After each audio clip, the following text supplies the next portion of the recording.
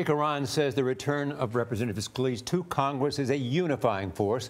John Dickerson spoke with Ryan yesterday after a town hall in Pennsylvania. They discussed how the experience in the House chamber affected many members of Congress. Today, Steve Scalise came back to the House. What was that like? I haven't cried in a while, and I cried. It was a beautiful moment for us.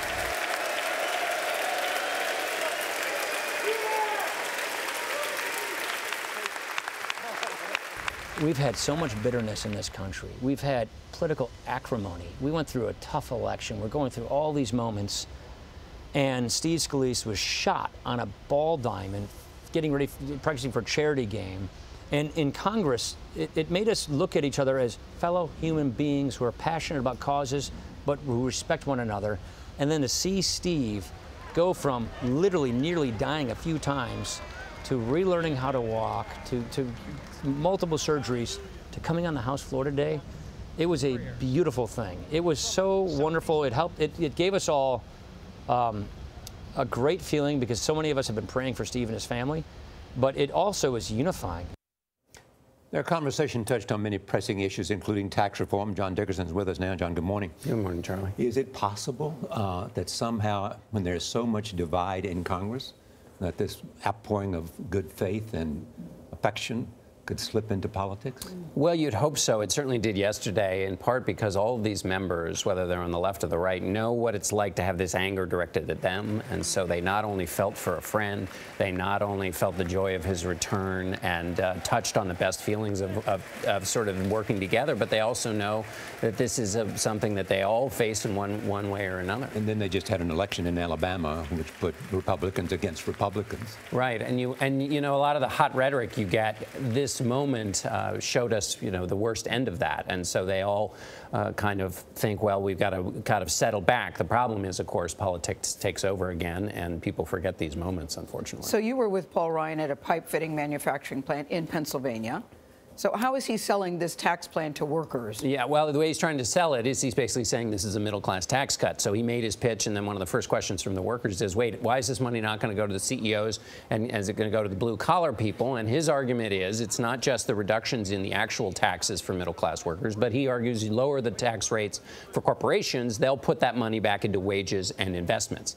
Now, that's a thing there will be a lot of debate about because some people say it won't necessarily go back to the worker, but that's the way he's making his pitch. What are the facts? Is this a middle-class tax cut? Well, it depends how you do the math, and the problem is you can't do the math until you have the numbers, and the numbers aren't there. This is not a bill yet. This is a framework, and part of the reason they're pitching it as a framework is because it's easier to sell a framework than when you get down to the very numbers. But what Paul Ryan said when we talked to him was, he said the objective here, and it will fail if it is not, when the math is all done, seen as a middle-class tax cut. But the challenge for this, of course, is that the middle class will get some relief, but then there will be people at the other end who are going to get big relief, people who get their money or have great big investments in tax in the stock market, and those numbers and that disparity will be what the political conversation is about. And it adds to the debt.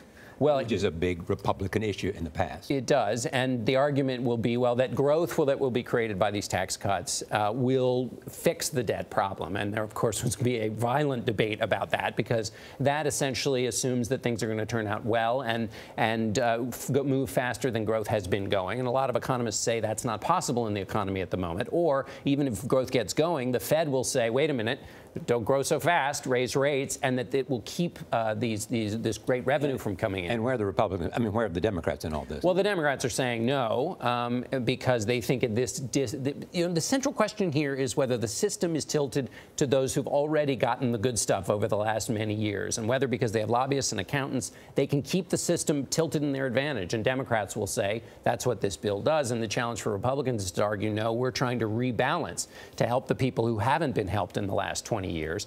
But right now, Democrats are not really even part of the conversation. We'll see if the Republicans and the president let them in. Thank you, John. Great to see you. Charlie.